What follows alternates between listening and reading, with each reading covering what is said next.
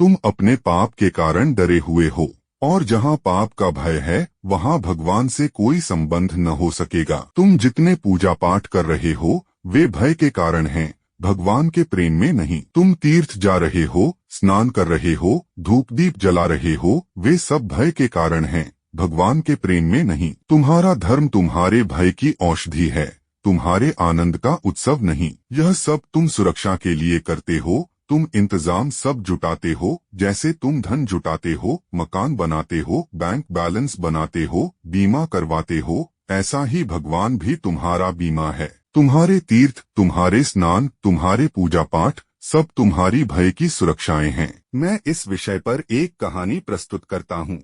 एक छोटे से गांव में रामदास नाम का एक व्यक्ति रहता था। वह बहुत धार्मिक था और अपने दिन की शुरुआत पूजा पाठ से करता था। उसका घर देवी देवताओं की मूर्तियों और धार्मिक चिन्हों से भरा हुआ था। लेकिन रामदास के मन में हमेशा एक डर बना रहता था। डर अपने परिवार की सुरक्षा का, डर अपनी फसलों के नष्ट होने का, डर अपने धन के चोरी होने का, डर कहीं कोई पाप ना हो जाए। उसका यह डर उसे तीर्थों की यात्रा पर ले जाता, गंगा स्नान के लिए प्रेरित करता और दान पुण्य करने को उकसाता। वह सोचता कि ये सब कर्म उसे और उसके परिवार को अनिष्ट से बचाएंगे, लेकिन उसके दिल में भगवान के प्रति प्रेम कम और भय अधिक था।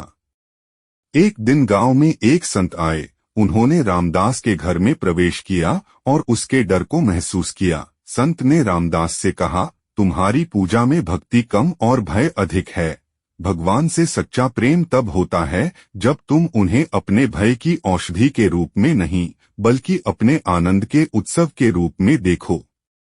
रामदास ने संत की बातों पर गौर किया और अपने जीवन में बदलाव लाने का निश्चय किया। उसने अपने डर को छोड़ने का प्रयास किया और भगवान के प्रति अपने प्रेम को बढ़ाने का प्रयास किया।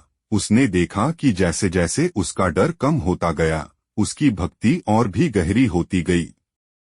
अंत में रामदास ने सीखा कि भगवान के प्रति सच्ची भक्ति भय से मुक्त होकर ही संभव है। उसने अपने जीवन को आनंद और प्रेम से भर दिया और अपने धर्म को अपने भय की औषधि के बजाय अपने आनंद के उत्सव के रूप में मनाने लगा।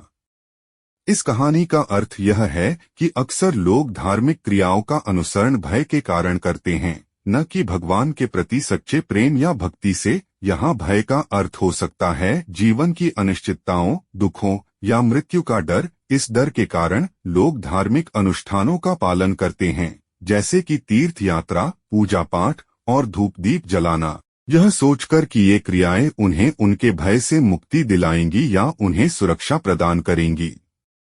इस विचार में यह भी शामिल है कि धर्म का उपयोग अक्सर एक सुरक्षा उपाय के रूप में किया जाता है, जैसे कि धन संचय, मकान निर्माण, बैंक बैलेंस बनाना और बीमा करवाना। ये सभी क्रियाएं जीवन में सुरक्षा और स्थिरता की तलाश में की जाती हैं।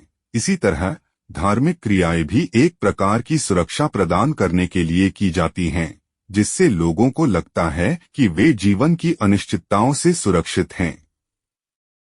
इस विचार का आधार यह है कि धर्म को भय की औषधि के बजाय आनंद और उत्सव के रूप में देखा जाना चाहिए। यह एक आह्वान है कि लोग भगवान के प्रति अपनी भक्ति को भय के बजाय प्रेम और आनंद से प्रेरित करें। इस प्रकार धार्मिक क्रियाएं न केवल सुरक्षा के लिए बल्कि आत्मिक उत्थान और आनंद के लिए भी की जानी चाहिए।